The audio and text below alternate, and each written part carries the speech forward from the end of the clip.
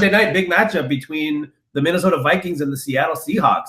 What, Jeff, how do you think that game's going to play out? What do you think people can expect from their various fantasy stars? Well, first we should say that we were pretty good last week with our calls. We said the Raiders would probably win. We said the Dolphins Patriots was going to be close. Maybe the Dolphins can pull that one off.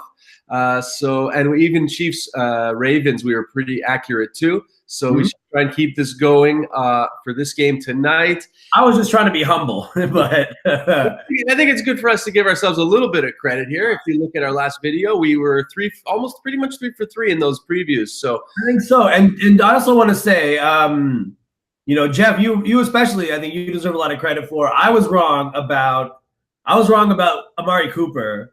I was all hesitant. Oh, he's going to be Amari Cooper. He's a talented player, but he's up and down. Dallas isn't any better situation. You believed, and so far you look pretty smart. And also does everybody who stuck with him or maybe acquired him.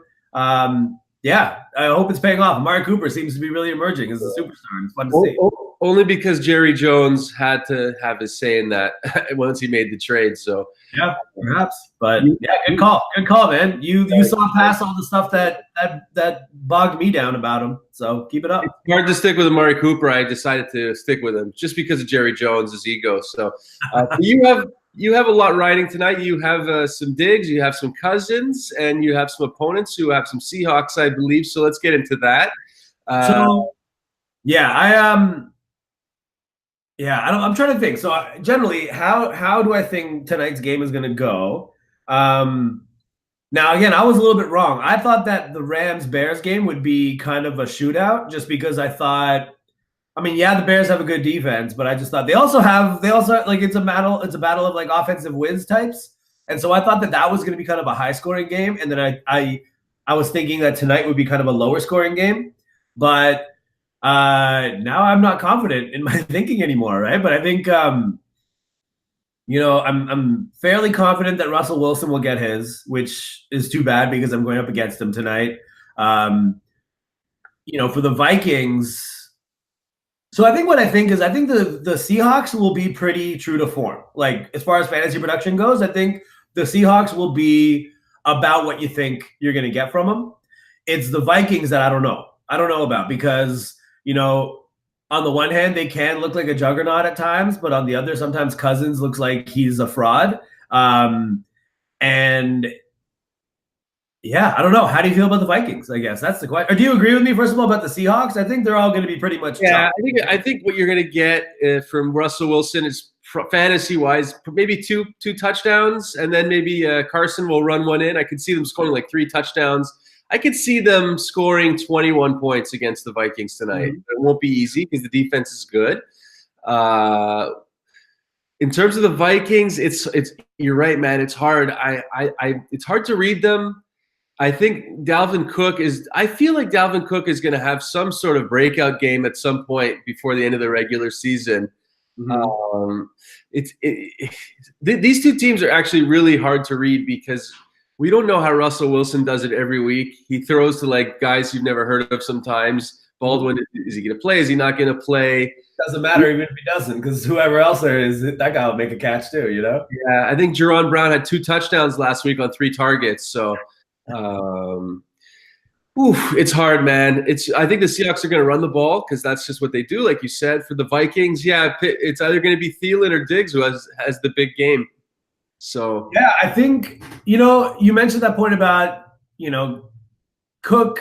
You think he's going to break out at some point, right? And maybe what it is like we haven't quite seen that out of him. He's been fine. He's been good. Like it's good that he's healthy and back and playing pretty well and stuff. But I don't think he's quite been like your ideal vision of what Dalvin Cook could be, right? But I think if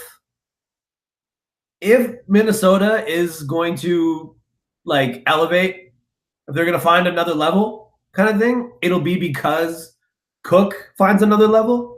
Because I think Cousins, Thielen, and Diggs are doing all they can, and I think that's a great, like that's pretty good, right? Thielen and Diggs are a great tandem, and Cousins I still think is, at least from a fantasy perspective, a pretty good quarterback to get them the ball. But that is not enough compared to like the Rams, compared to the Saints, compared to the Chiefs, even the Patriots or whatever. I think if Minnesota really is going to find themselves a legitimate Super Bowl contender, we're going to have to see more out of Cook, I think.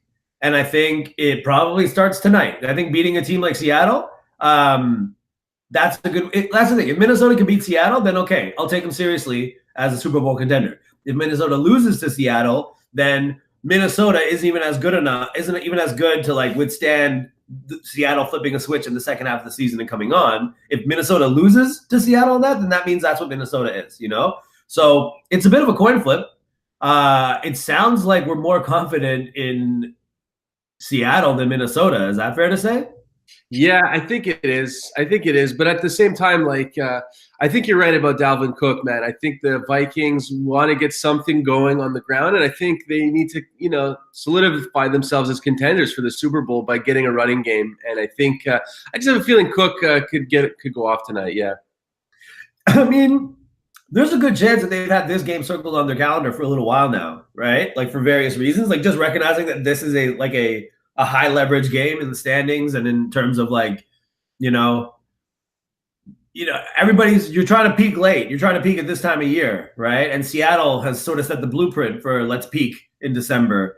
And I bet you Minnesota, when they saw, we're gonna have to play Seattle in December, we're gonna have to make sure that we peak right around now too. So it's not. It's obviously everybody's trying to win every game and stuff, but like it's not lost on them that, and it's not a coincidence that this game serves as both a measuring stick for both teams. So we'll see what happens. It'll be tough, and everybody has got somebody, either has somebody or playing against somebody in this game tonight, because there's enough good fantasy players in it. You have to think so, right? So. Yeah. No, for sure. I mean, look, there's a lot of fantasy stuff going on. There's a lot of good players. This is a hard game to read. It's really a tough game to read. Both teams look like they're probably first-round playoff losers this year. That's how good they are. Good enough to get in, not good enough to win in the playoffs, probably. But yeah, well, I think whoever wins this game, I'll feel better about being able to reach the second round of the playoffs. You know what I mean? Mm-hmm. But whoever doesn't, they might not even make the playoffs. It's like, but yeah, Oh yeah, it'll be interesting. It'll be interesting to see it just because, I think Seattle's the constant, right? Because they do this every year. They're pretty good, and they just keep getting better as the season goes along.